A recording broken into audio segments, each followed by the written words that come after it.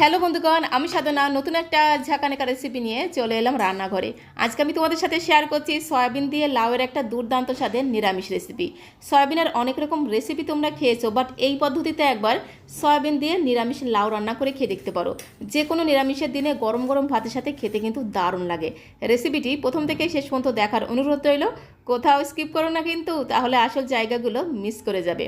এখানে দেখো, রেসিপিটি বানানোর জন্য আমি একটা লাউ নিয়েছি, একদম টাটকা টাটকা ফ্রেশ, যাকে বলে একদম কচি কচি লাউ। লাউটাকে মাঝখান থেকে দুফালি করে কেটে নিলাম। সবটুকু লাউ আমার লাগবে না, এখান থেকে আমি অর্ধেকটা পরিমাণে লাউ কেটে নিলাম। তো তারপরে লাউটাকে খুব ভালো করে খোসা ছাড়িয়ে পিস পিস করে কেটে নিয়ে ফিরে এলাম।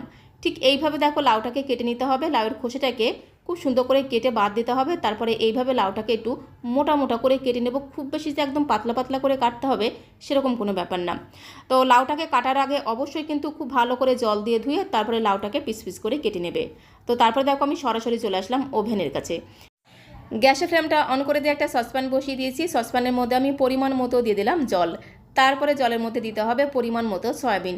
আমি আমার প্রয়োজন মতো সয়াবিন দিয়ে দিলাম। তার সাথে সামান্য পরিমাণে লবণ দিয়ে চামচ দিয়ে খুব সুন্দর করে ঘোটানাটা করে মিশিয়ে নিতে হবে। সয়াবিন সেদ্ধ করার সময় সামান্য পরিমাণে একটু লবণ দিয়ে সেদ্ধ করলে সয়াবিনটা খেতে কিন্তু দারুণ লাগে। তারপরে গ্যাসের ফ্লেমটা একদম হাই করে দিয়ে জাস্ট জলটাকে একটু ফুটতে দিতে হবে। জলটা যখন একটু টকবক করে ফুটতে শুরু করবে, গ্যাসের ফ্লেমটা বন্ধ করে দিয়ে একটু ধামাচাপা দিয়ে রাখতে হবে। মানে ঢাকনাটা বন্ধ করে 4 থেকে 5 মিনিটের জন্য একটু স্ট্যান্ডিং টাইমে রেখে দিতে হবে। তাহলে কি হবে, সয়াবিনটা খুব সুন্দরভাবে সফট হয়ে যাবে আর ফুলে একদম ডবল হয়ে যাবে। তো সয়াবিনগুলো ওইদিকে নরম হতে থাক, ততক্ষণে আমি একটু ভাজা মশলা তৈরি করে নেব।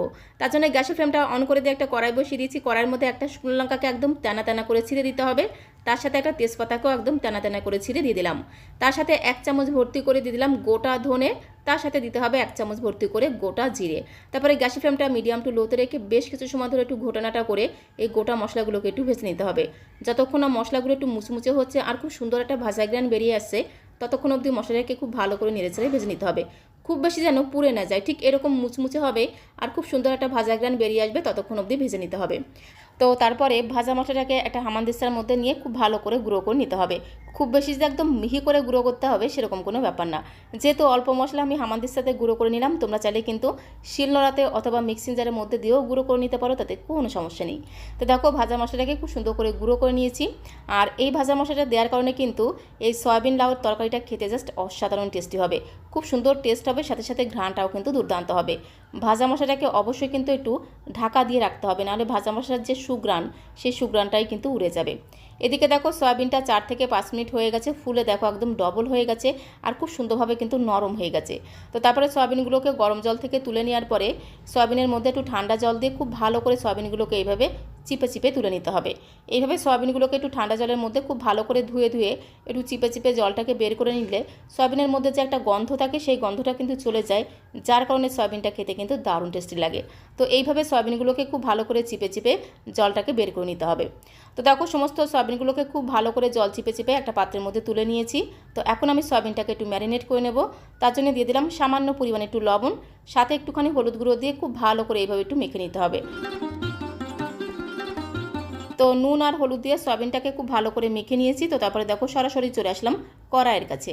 গ্যাসের ফ্লেমটা অন করে দিয়ে একটা কড়াই বসিয়ে দিয়েছি। কড়াইটা একটু গরম হয়ে গেলে কড়াইয়ের মধ্যে আমি 2 থেকে 3 চামচের মতো দিয়ে দিলাম সরষের তেল।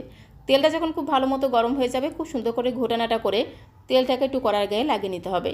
তারপরে ম্যারিনেট করা সয়াবিনটাকে কড়াইয়ের মধ্যে দিয়ে খুব ভালো করে নেড়েচেড়ে সয়াবিনটাকে একদম লাল লাল করে ভেজে নিতে হবে। গ্যাসের ফ্লেমটা মিডিয়ামে রেখে কন্টিনিউ নাড়াচাড়া করে সয়াবিনটাকে একদম লাল লাল করে ভেজে নেব।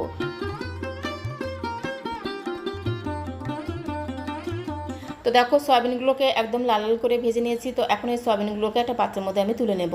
আর সয়াবিন যদি এইভাবে একটু ভালো করে ভেজে নেওয়া হয়, খেতে কিন্তু দারুণ লাগে। সয়াবিনগুলোকে ভেজে একটা পাত্রের মধ্যে তুলে নেওয়ার পরে ওই কড়াইতে আমি জাস্ট 1 থেকে 1.5 চামচের মতো দিয়ে দিলাম একটু সরষের তেল। সরষের তেলটা যখন খুব ভালো মতো গরম হয়ে যাবে, প্রথমে আমি আলু ভেজে নেব। এখানে একটা বড় সাইজের আলুকে খোসা ছাড়িয়ে ঠিক এইভাবে একটু পিস পিস করে কেটে নিয়েছিলাম। তো আলুগুলোকে দিয়ে গ্যাসের ফ্লেমটা মিডিয়াম টু হাইতে রেখে জাস্ট 2 থেকে 3 মিনিট সময় ধরে একটু হালকা লালচে করে ভেজে নেব। আলুগুলোকে যে খুব বেশি লালচে করে ভাজতে হবে সেরকম কোনো ব্যাপার না। আলুগুলোকে একটু হালকা লালচে করে ভেজে নেওয়ার পরে এর মধ্যে আমি আগে থেকে কেটে রাখা লাউয়ের পিসগুলো দিয়ে দেবো। তো কেটে রাখা লাউটাকে দিয়ে খুব ভালো করে একটু ঘুটানাটা করে মিশিয়ে নিতে হবে, যাকে বলে এদিক ওদিক যেদিক সেদিক দিয়ে খুব ভালো করে মিশিয়ে নেব। তো লাউটাকে দিয়ে খুব ভালো করে মেশানো হয়ে গেলে এর মধ্যে আমি স্বাদ মতো একবারেই দিয়ে দিলাম লবণ, তার সাথে পরিমাণ মতো দিয়ে দেবো একটু হলুদের গুঁড়ো। লাউ তরকারিতে হলুদের গুঁড়ো বেশি হয়ে গেলে খেতে একদমই ভালো লাগে না, তো তার জন্য অল্প করে হলুদ গুঁড়ো দিয়ে খুব ভালো করে একটু নেড়েচেড়ে মিশিয়ে নেব। খুব সুন্দর করে লাউটাকে একটু নুন আর হলুদ দিয়ে মেশানো হয়ে গেলে ঢাকা দিয়ে গ্যাসের ফ্লেমটা মিডিয়াম টু লোতে রেখে বেশ কিছু সময় ধরে লাউটাকে একটু কষিয়ে নেব। লাউ যদি একটু কষিয়ে রান্না করা হয় খেতে কিন্তু দারুণ লাগে, খুব সুন্দর টেস্ট হয়, সাথে সাথে ঘ্রাণটাও কিন্তু দুর্দান্ত হয়। তো গ্যাসের ফ্লেমটা মিডিয়াম টু লোতে রেখে রেখে বেশ কিছু সময় ধরে ঢাকা দিয়ে দিয়ে লাউ আর আলুটাকে খুব ভালো করে কষিয়ে নিয়েছি। খুব বেশি যে একদম ভাজা ভাজা করতে হবে সেরকম কোনো ব্যাপার না। লাউটা যখন এরকম একটু নরম হয়ে যাবে আর খুব সুন্দর একটা ভাজা ঘ্রাণ বেরিয়ে আসবে, তখন এর মধ্যে দিতে হবে পরিমাণ মতো জল।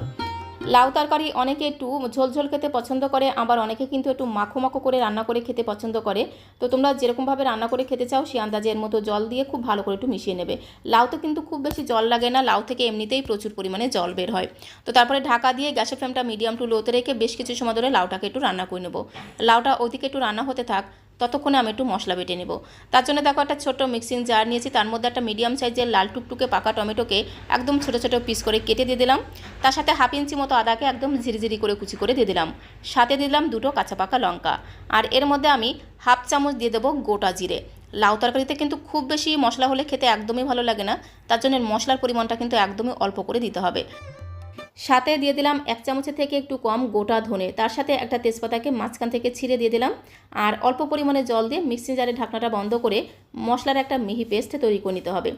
মশলার একটা মিহি পেস্টে দেখো তৈরি করে নিয়েছি। তো এখন এই মশলার পেস্টটাকে আমি মিক্সিং জারের মধ্যেই ঢাকা দিয়ে একটা সাইডে রেখে দেবো। আর এদিকে দেখো গ্যাসের ফ্লেমটা মিডিয়াম টু লোতে রেখে 3-4 মিনিট সময় ধরে লাউ তরকারিটাকে রান্না করে নিয়েছি। লাউটা আর আলুটা বেশ অনেকটাই কিন্তু নরম হয়ে গেছে। তো খুব ভালো করে একটু নেড়েচেড়ে মিশিয়ে নেওয়ার পরে লাউ তরকারিটাকে একটা পাত্রের মধ্যে আমি ঢেলে নেব।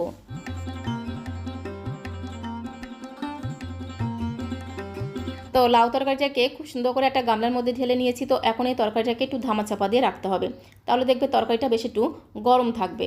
তো তারপর আমি আবারও সরাসরি চলে আসলাম কড়াইয়ের কাছে। কড়াইটাকে একটু পরিষ্কার করে নেওয়ার পরে কড়াইটা যখন একটু গরম হয়ে গেছে, কড়াইয়ের মধ্যে জাস্ট 2 চামচের মতো দিতে হবে সর্ষের তেল। সর্ষের তেলটা যখন খুব ভালো মতো গরম হয়ে যাবে, খুব সুন্দর করে ঘোটানাটা করে কড়াইয়ের গায়েটা লাগিয়ে নিতে হবে। তো তারপরে এর মধ্যে একটা শুকনো লঙ্কা ফোড়ন দিতে হবে, তার সাথে দিতে হবে গোটা জিরে ফোড়ন। তো দেখো বেশ কিছুটা গোটা জিরে ফোড়ন দিয়ে দিলাম, তার সাথে একটা তেজপাতা কিন্তু অবশ্যই ফোড়ন দিতে হবে। মাঝখান থেকে একটা তেজপাতা ছিঁড়ে দিয়ে দিলাম। তারপরে খুব ভালো করে একটু নেড়ে ছেড়ে ফোড়নটাকে একটু ভেজে নিতে হবে। যখন এই ফোড়ন থেকে খুব সুন্দর একটা ভাজা ঘ্রাণ বেরিয়ে আসবে, তখন আমি এর মধ্যে মিক্সিং জারে বেটে রাখা মশলাটা ঢেলে দেবো। তো মিক্সিং জারে বেটে রাখা সমস্ত মশলা দিয়ে খুব ভালো করে মিশিয়ে নিতে হবে। তো তারপর আমি এর মধ্যে জাস্ট 2 চিমটির মতো দেবো একটু লবণ, তার সাথে সামান্য পরিমাণে দেবো একটু হলুদ গুঁড়ো। লাউ তরকারিতে লবণ আর হলুদ গুঁড়ো দিয়েছিলাম, সেই কথা মাথায় রেখে কিন্তু লবণ আর হলুদ গুঁড়োটা দিতে হবে। তার সাথে সামান্য পরিমাণে দিলাম একটু কাশ্মীরি লাল লঙ্কার গুঁড়ো, এতে লাউ তরকারির কালারটা কিন্তু দুর্দান্ত হবে। তার সাথে হাফ চামচ চিনি দিতে কিন্তু একদমই ভুলে যেও না।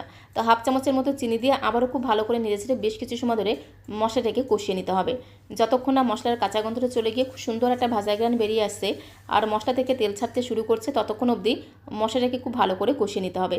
3 থেকে 4 মিনিট সময় ধরে খুব ভালো করে মশলাটাকে কষিয়ে নেওয়ার পরে এর মধ্যে আমি আগে থেকে ভেজে রাখা সয়াবিনগুলো দিয়ে দেবো। তারপরে খুব ভালো করে একটু মশলার সাথে নেড়ে ছেড়ে মিশিয়ে নেব। তো সয়াবিনগুলোকে দিয়ে খুব সুন্দর করে নেড়ে ছেড়ে দেখো মশলার সাথে মিশিয়ে নিলাম।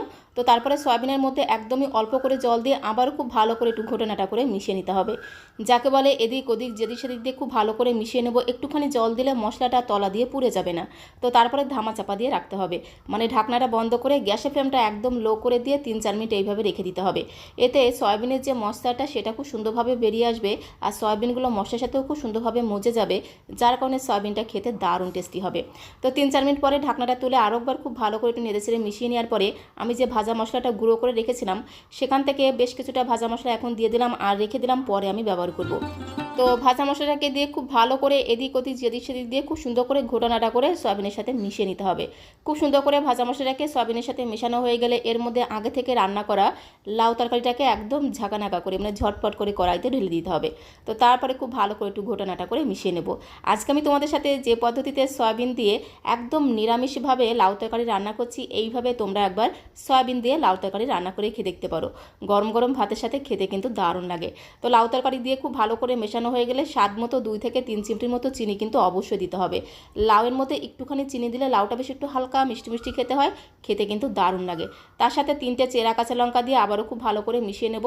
তারপরে ঢাকা দিয়ে আরও 3 থেকে 4 মিনিট সময় ধরে লাউ তরকারিটাকে রান্না করে নেব।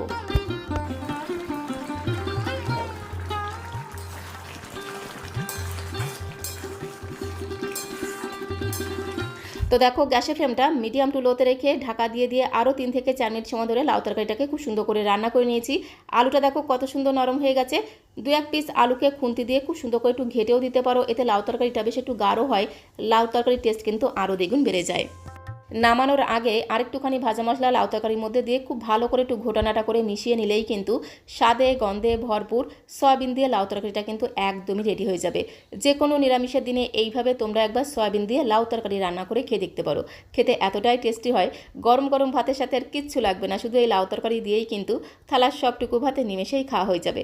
গ্যাসের ফ্লেমটা বন্ধ করে দিয়ে এখন একটা বোলের মধ্যে আমি সার্ভ করে দিলাম। আর সার্ভ করতে করতে তোমাদের কাছে রিকোয়েস্ট করব, আজকের এই সয়াবিন দিয়ে লাউ তরকারির রেসিপিটা তোমাদের কাছে কেমন লাগলো অবশ্যই কমেন্ট বক্সে লিখে জানিও। ভালো লাগলে একটা লাইক আর শেয়ার করে দেওয়ার অনুরোধ রইল। তো আজকের মতো এই পর্যন্ত, সবাইকে অসংখ্য ধন্যবাদ।